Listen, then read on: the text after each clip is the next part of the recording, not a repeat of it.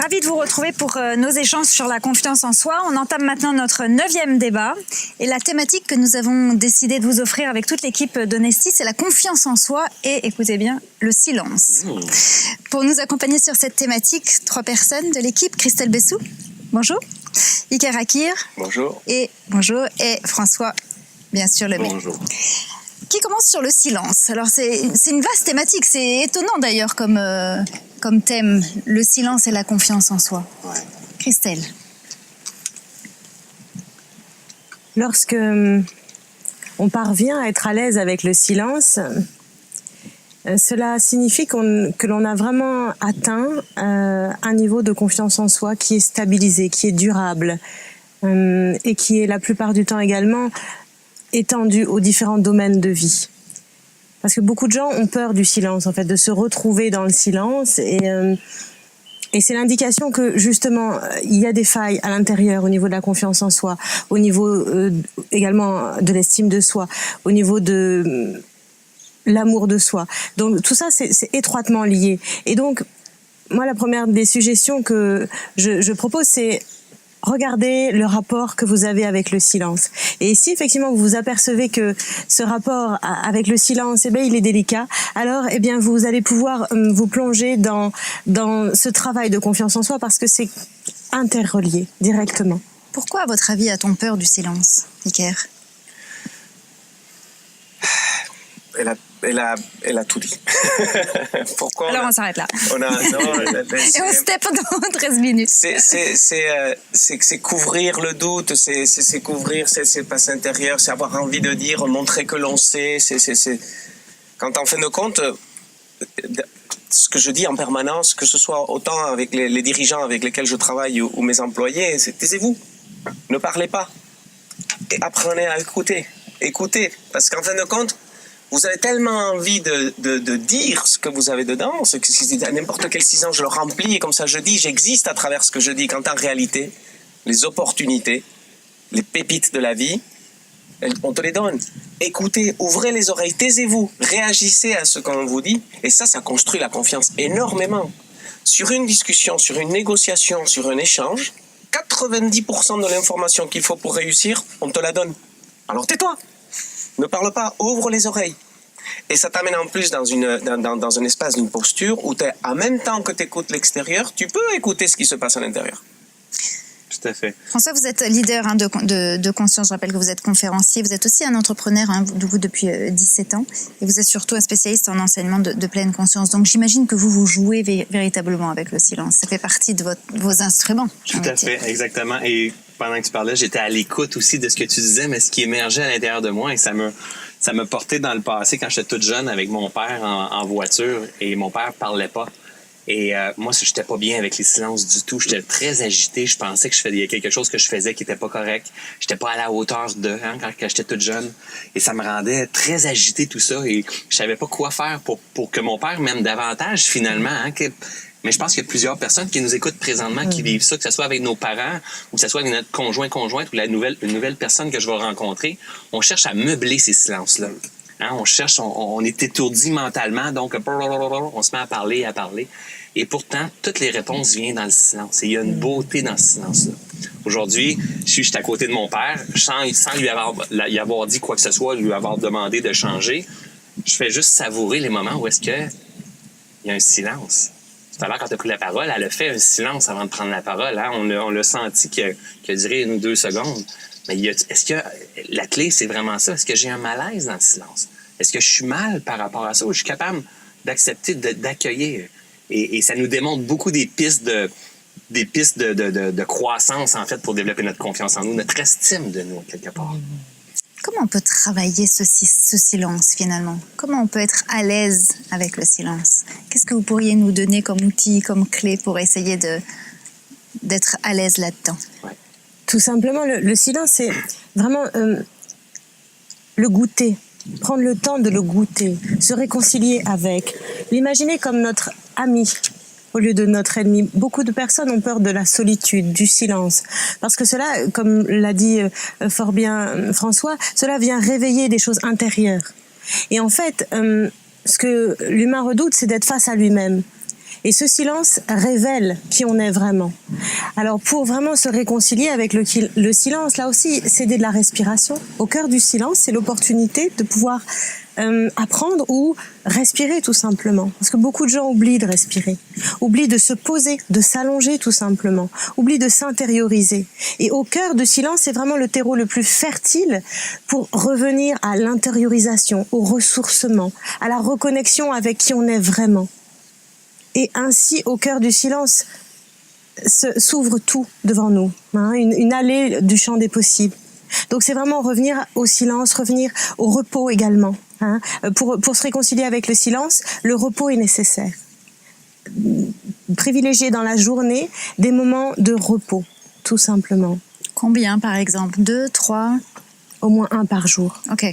C'est important tous les jours de revenir à soi dans ce silence, de se poser, de se déposer, parce que nous avons tous des vies fort agitées.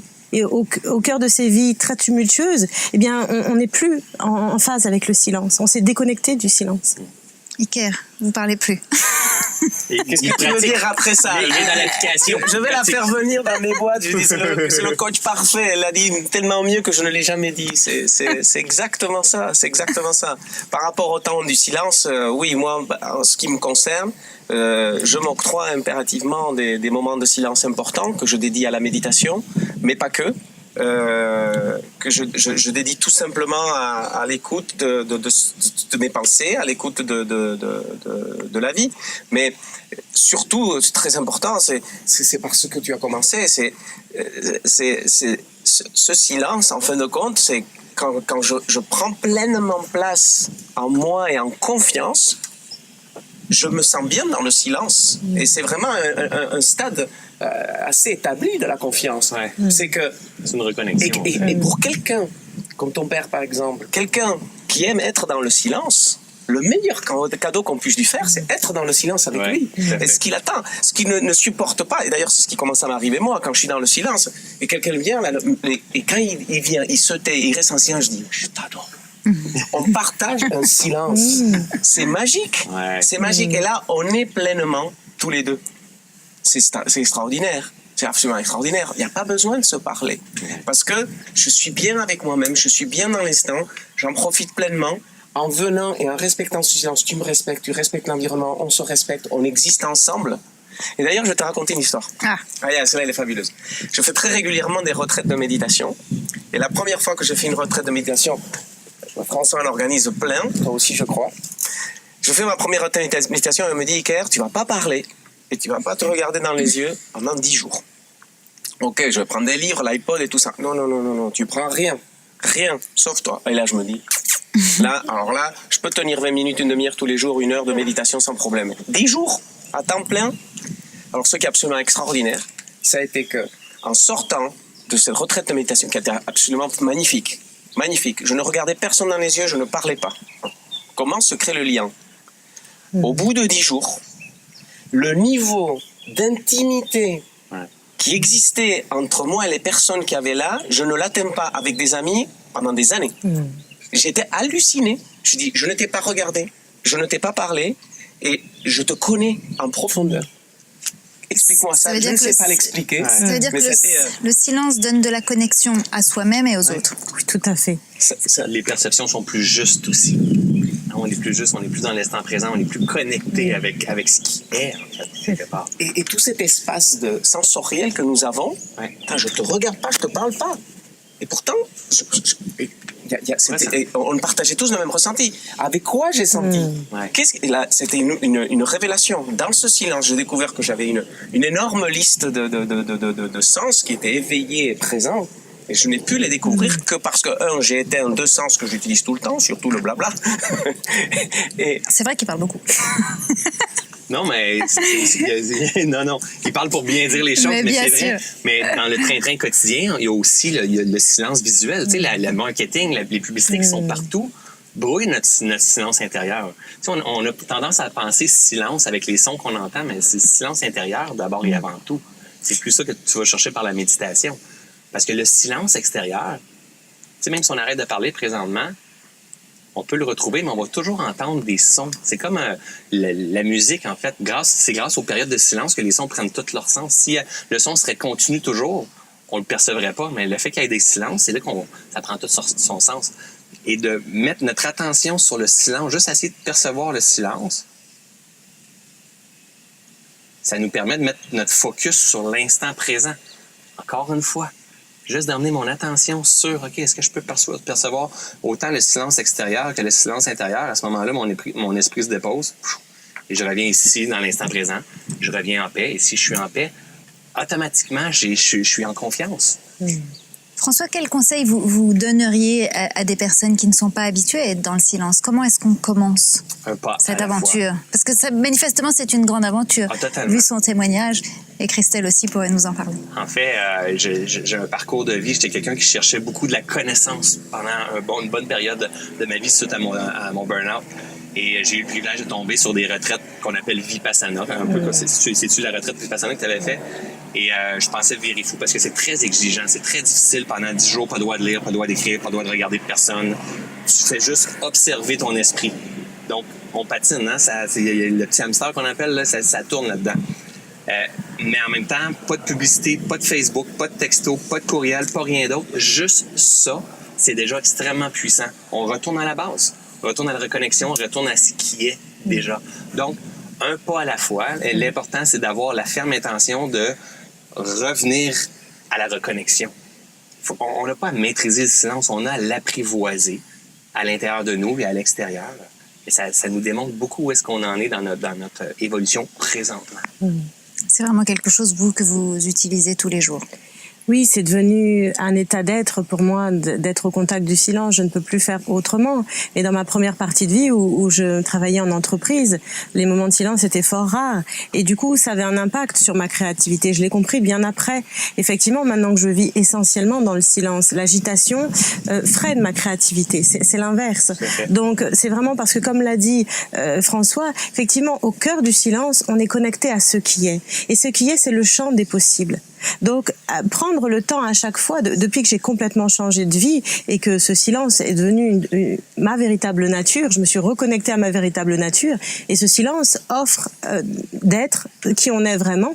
Eh bien, moi, ce que je conseille, c'est tout simplement, comme il a été dit, d'y aller une étape après l'autre et de se réconcilier, de le goûter. Imaginez, quand on vous présente un plat que vous n'avez jamais mangé, qui ne sont pas du tout en accord avec vos goûts. Au début, vous n'allez pas l'aimer. Et ben, c'est pareil pour le silence. Donc, vous allez goûter une petite bouchée. Et puis, le jour suivant, vous allez goûter une deuxième bouchée. Et vous allez apprivoiser ce plat. Vous allez vraiment rentrer en connexion avec lui, le découvrir. Et ben, c'est pareil pour le silence. Tout à fait. Un mot de conclusion. Moi, j'aimerais dire juste une chose, c'est que quand qu'on rentre en silence, on découvre à quel point c'est le bordel dans la tête et qu'il y a un capharnaüm. Donc, il y a encore du bruit dans la tête à calmer. Exact. Pour retrouver encore un autre silence. C'est très bruyant dans la tête quand on se permet d'être en silence. Donc, il y a des degrés de silence extérieur, mais aussi à l'intérieur, calmer le mental. Et là, il y a de très, très belles découvertes à faire. Et ça se vit. En fait, en écoutant comme ça n'a aucun sens. Je me reporte à là, plusieurs années. Le silence, j'aurais fait « Oh non, ça m'intéresse pas » parce qu'on cherche des sensations fortes qui vont nous geler ou nous étourdir. Mais la réalité, c'est de se voir des moments où est-ce que j'ai un espace-temps. Je vais faire quoi? Est-ce que je vais me saouler l'esprit de Facebook, des textos ou de toutes ces choses-là? Est-ce que je suis capable de vraiment me déposer, exemple, dans mon bain, sans téléphone, sans livre, sans rien, apprendre à bien rien faire?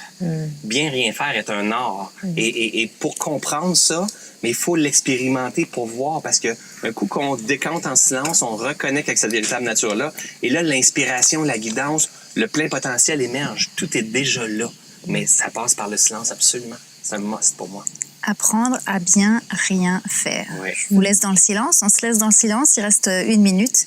Je vous propose, qu'on participe à cette aventure. Et je vous invite à faire de même. Et on se retrouve la semaine prochaine.